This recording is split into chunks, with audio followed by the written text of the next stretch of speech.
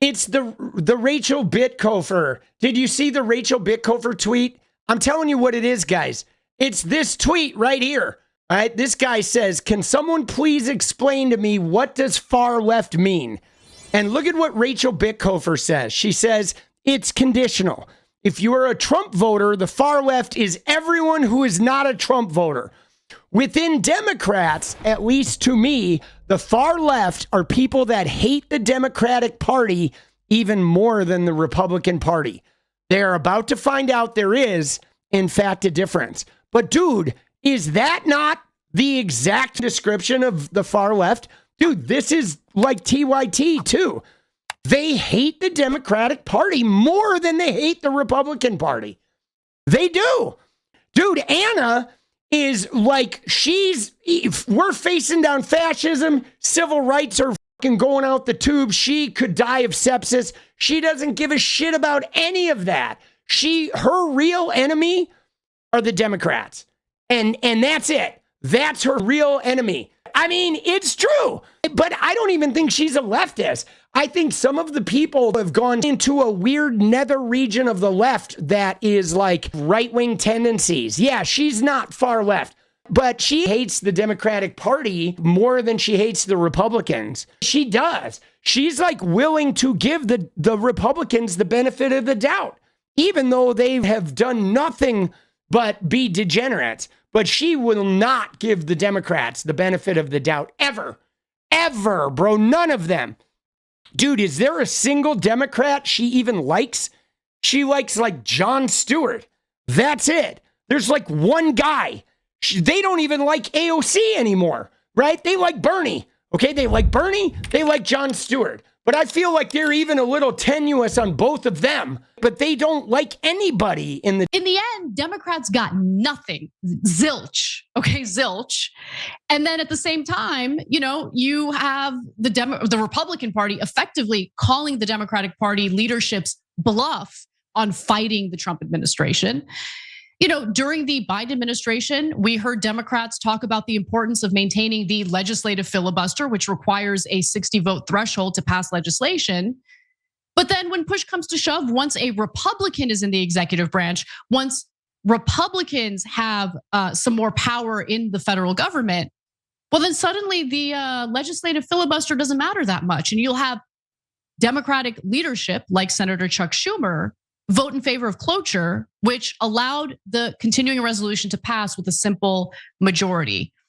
Now, by the way, in regard to the lack of negotiation with the Republican Party to see if maybe Democrats could get something in this continuing resolution, I'm not the only one who's being critical. Jon Stewart himself was also very critical during his monologue recently, saying, Senator Schumer, no disrespect, but you are a disgrace to, he said this is a joke, obviously, we can't play the video, but disgrace to Jewish stereotypes about financial negotiations. What are you doing?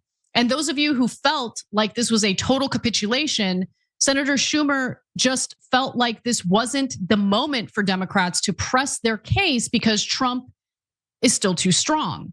But apparently the grand plan is Dems keep fecklessly complaining until Trump's 48% approval comes down to 40%, which is a plan, but it's forgetting one crucial piece of information in Schumer's popularity calculation. And then at that point, you have Jon Stewart showing some of the recent polling, which indicates that only 27% of registered voters have a positive view of the Democratic Party. Now, why could that be? Could it be that they're feckless?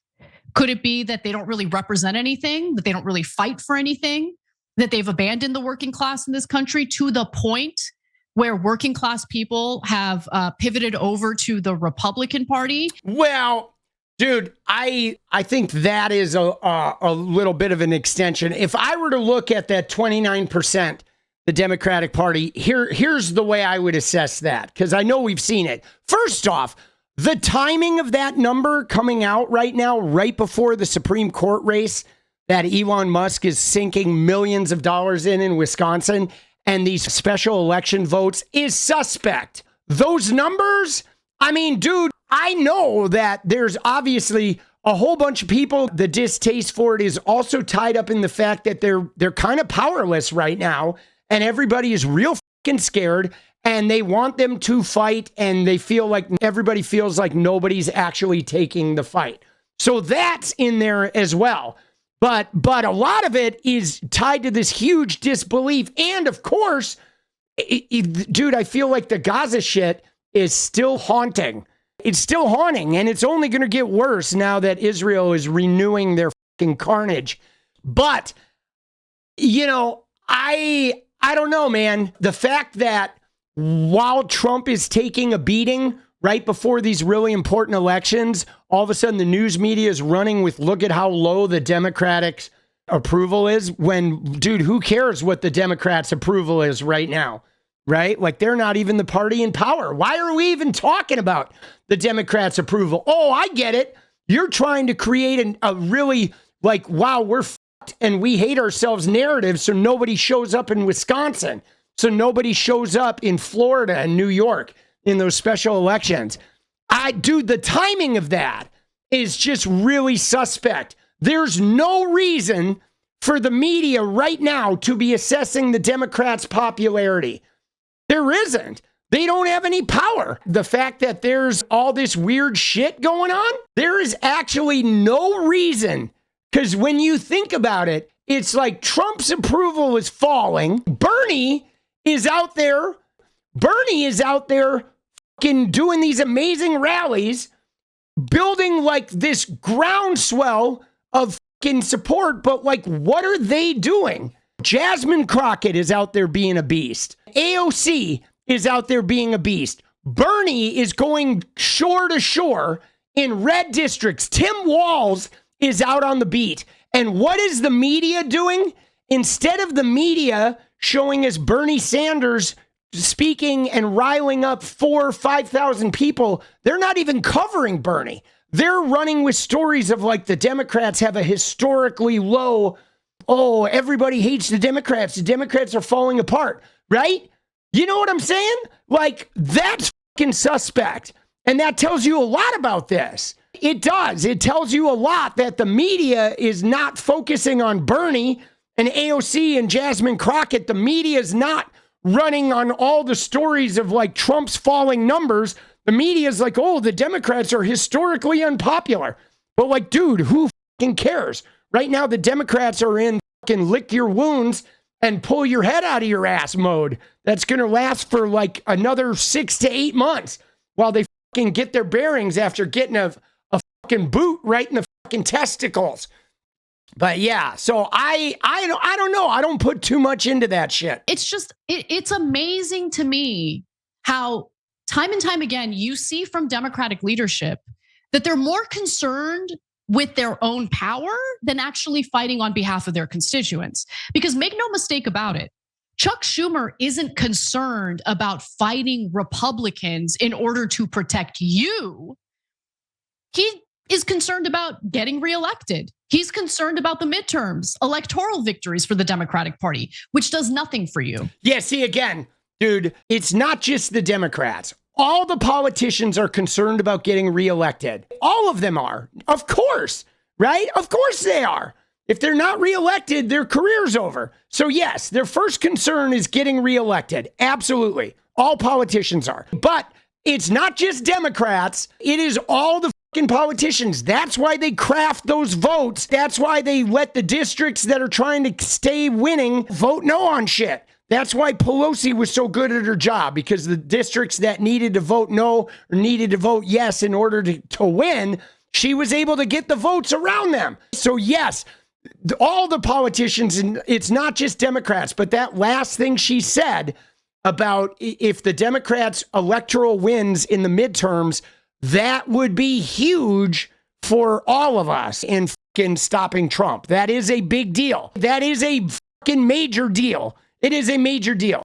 Okay, so understand the whole play here is just let Trump, unhindered, let Trump apply as much pain to American voters as possible. And then that's when Democrats just swoop in for electoral victory. Yes, and hopefully they're going to swoop in with a little bit of that Bernie Sanders buzz and a little bit of move to that left-wing populism. Right? I mean, we got Ken Martin in there. Ken Martin, he is a populist, okay? Ken Martin's a little bit of a fuddy-duddy, but he is more a straight up, like, let's take care of the people kind of guy. So I think Ken Martin could be a glimmer of hope. We have Bernie and AOC and everybody out there setting a fire. So if they give Trump a little bit of rope and Trump does indeed hang himself and that approval rating drops, the farmers, the Midwest people, they get hit by those fucking tariffs. They get hit by some of the economic consequences of this shit. It could create a scenario where there's a perfect storm of we get to midterms right as Trump is tanking and reeling and flailing, and it's time for a change. And that would be really big. Now, there's problems, though, because the thing that is looming, one of the things that Anna is sort of leaving out here is one thing that is looming is the SAVE Act. The SAVE Act. They want to do that voting act that is going to gut the voter rolls. And it's going to make it very hard for rural people of color to get re-registered to vote. It's going to make it hard for old people or people that don't have access to a recent copy of their birth certificate. They want to do some damage with that SAVE Act to make it harder to vote. But I do understand how important it is to take back the House, because if the Democrats don't take back the House in 2026, it's going to be some bad fucking news, bro. Like the Democrats need to win the House in 2026 at all costs. Like they absolutely have to. It is a must win. Not because they represent something that is desirable to the American people, but because the other guy is so terrible and has created so much pain and suffering in their lives that they have no choice but to support the other party. See, I don't think it has to be that way. I mean, obviously Anna here is like, she's relying a lot on her old grievance, because Anna's main grievance is the Democrats never do anything but the corporate faux Republican play. But like, dude, I don't know, man. I feel like the Democrats are ready to move beyond the faux Republican play, dude. I really do. I feel like Tim Walz is getting involved. He's being way more vocal. Bernie and AOC are out there. I really feel like there is a chance here for the fire Bernie started in 2016 that got extinguished when Hillary Clinton did not make Bernie her VP. If Hillary had picked Bernie as VP and you united the progressive grassroots with the corporate Dems, it would have been an explosion. MAGA Trumpism is done. Okay, now who knows? We don't know how that would have worked out, but it would have nixed MAGA for the time being. Okay, huge mistake. But maybe we needed to go through this. Maybe we needed this loss. Maybe the corporate Dems needed to take a few on the chin. Maybe there needed to be some fucking wake-up messages to the Democrats of like, holy shit, you really have up. You really need to reconsider your path. And so maybe if Bernie and AOC and the rest of us go out and light this progressivism here, maybe it's going to take hold this time in a way that actually flows up and gets up there into the leadership. I feel like there's an opportunity for the people to step in and say, all right, now you're going to come with us. So we'll fucking see. There's definitely a wake-up call going on. The barely defined opposition party. And I say barely because, like, what kind of opposition party is this? They don't care about you. See, I don't like this, though. This whole tenor of Anna, she has said this now 50 times. The Democrats don't care about you. But like, okay, so Anna, so what's your fucking solution here? Because you're the progressive news channel. You're supposedly a thought leader in the Progressive Party, but yours is like, Trump is not as bad as the Democrats say he is, and none of the Democrats care about you. They all hate you. So what are we supposed to do, Anna, with your fucking information here? Like, why aren't you talking about Bernie Sanders, AOC, talking about the wins? You know, talk about Ken Martin. Give us some kind of hope here. You know what I mean? I mean, she is just hammering the whole, like, the Democrats don't care about you over and over and over again. But dude, we kind of need to be building a coalition. If we really have 29% approval, we need to stop saying they don't care about us, and we need to align with the ones who do care about us. And we need to start building this movement in its place. And look, for the longest time, I was dealing with attacks for saying this. Because God forbid you say anything negative about the precious Democratic Party and their precious leadership. But the reason why... No, you were getting shit, Anna, for being a transphobic, flip-flopping, polymarket, money-taking, like, shit kicker, okay? Being a disingenuous bitch, which you're still, like, fueled on personal grievance. And your entire thing here is about how little the Democrats care about their voters. But, like, that's your coverage? Like, before the election even happened, I decided to, do away with my Democratic registration and register as an independent. Yeah, and you decided to fucking vote for Rick Caruso, the billionaire land developer, and you decided to show us how racist you are. You decided to throw trans people under the bus. You decided to take that right-wing money. Oh, Peter Thiel. Oh, rub my belly. Give me some money. Right? Like, dude, what? And yeah, you decided to go on Glenn Beck and Jillian Michaels and fucking have Charlie Kirk give you a fucking labia massage. Like, is because I was through with Democrats before all of this happened, before most Democratic voters finally woke up and realized, oh, these guys aren't fighting for us. Oh yeah, no shit, Anna. We are well aware that you were through. They're not looking out for us. They don't care about us. They just want to keep winning re-election. So what's our option here, Anna? Are you going to give us an out? Like, that's what I'm waiting for, because her speech, Democrats, they suck. They're horrible. Everybody's leaving them. So Anna, at least give us an out. At least give us a, what do we do now? We got Trump looming. You said the Democrats, they don't care about us. Nobody cares about us. So what is our option? And in the midterms, they just want to increase their numbers in Congress. That's all this is about. That's all this is. The only area in which Democrats had some leverage was in regard to this continuing resolution. Yeah, and Anna's like, the only answer for you is to buy TYT memberships. That's her answer.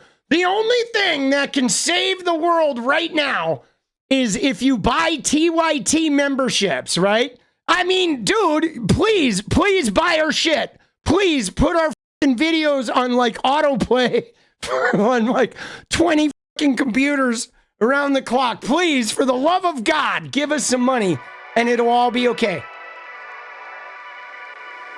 What is up, guys? Thank you so much for watching. You like the video, you want to support independent resistance media, you know what to do. Drop that sub, hit the like button, and please share it. And we do love our members, so if you want to become a member, it's another really great way to support. Thanks again for everything, guys. I'll see you next time. Let's go.